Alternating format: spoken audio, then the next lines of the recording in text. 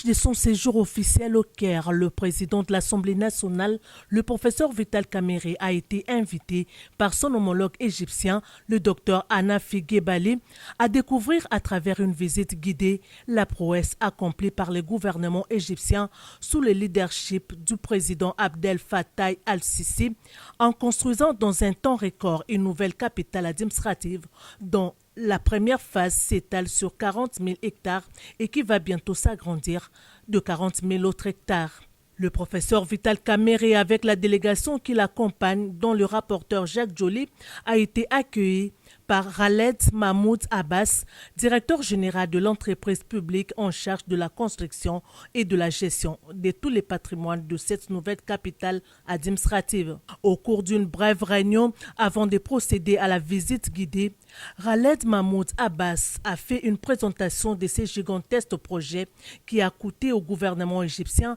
60 milliards d'euros et qui a résolu le problème de désengorgement de l'ancienne capitale administrative et sa surpopulation évaluée aujourd'hui à 20 millions d'habitants. Situé à une cinquantaine de kilomètres de l'ancienne capitale, ce projet pharaonique offre à l'Égypte une nouvelle ville verte et moderne dans les déserts, abritant les sièges de toutes les institutions, dont la présidence de la République, la Chambre des représentants, des bâtiments abritant des ministères, des banques, plusieurs universités internationales, des écoles, des complexes médicaux, une bibliothèque de 5 millions de livres et un village olympique avec un complexe de 80 000 places, pour ne citer que cela. Nous allons faciliter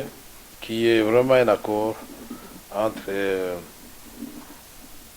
l'Égypte et la République démocratique du Congo dans ce domaine pour venir nous aider à assainir et à construire des grandes villes. Nous sommes vraiment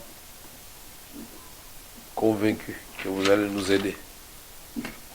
Je sais que le ministre de l'Urbanisme, Christin Badou, a séjourné par ici. Je crois que l'Égypte et la République démocratique du Congo peuvent aussi se mettre ensemble, booster l'Afrique sérieusement. Le président de l'Assemblée nationale a fait la ronde des grandes places de cette cité qui n'a rien à envier à l'Occident et qui reçoit déjà plus de 50 000 travailleurs, 15 000 étudiants et 6 000 élèves. Outre des très nombreux logements, non seulement de haute gamme, mais aussi plus modestes, afin d'accueillir tous les fonctionnaires du nouvel ensemble. Le projet compte des hôtels de luxe, un nouvel aéroport de 4 000 m², 10 000 km de voies routières,